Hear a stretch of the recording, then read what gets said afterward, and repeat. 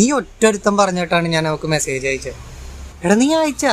ഞാൻ എനിക്ക് പറയാനുള്ള എല്ലാ ഒരു എസ് എ പോലെ അങ്ങോട്ട് എഴുതി വെച്ചു. എസ് എഴുതാൻ ഞാൻ അപ്പൊ പറഞ്ഞു.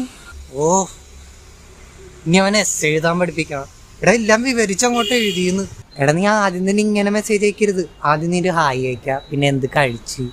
എനിക്ക് പറ്റത്തില്ല. ഹായ് പോയി എന്ത് കഴിച്ച്, ചായക്ക് എന്താണ് കടി, കുട്ടിൻ്റെ കൂടെ പപ്പടം ഉണ്ടായ, ഇതൊക്കെ അറിയണമെങ്കിൽ അവിടെ അമ്മയ്ക്ക് മെസ്സേജ് അയച്ചാൽ പോരാ. ഞാൻ അമ്മേനെല്ലാം നോക്കണം, അവളെയാണ്. റിപ്ലൈ അല്ല അയച്ചവള്. ആ റിപ്ലൈ അയച്ചു. മെസ്സേജ് കണ്ടതും അവളത് ഇങ്ങനൊരു ഇമോജി ഇട്ടു. ഞാൻ പറഞ്ഞ എൻ്റെ ഒരു സമാധാനത്തിന് വേണ്ടി അയച്ചതാണ് എന്നൊക്കെ പറഞ്ഞ് അയച്ച്. അവൾ പറഞ്ഞ് ആടെ ഓക്കെ എന്ന്. ഇത്ര പെട്ടെന്ന് ഓക്കെ പറഞ്ഞു. ആ ഓക്കെ പറഞ്ഞ്. നാളെയാണ് കല്യാണം. ദൈവമേ നാളെയാണ് കല്യാണം. ഞാൻ എന്നാ വീട്ടിൽ പോയി ഡ്രസ്സൊക്കെ ഒന്ന് തേച്ച് വെക്കട്ടെ.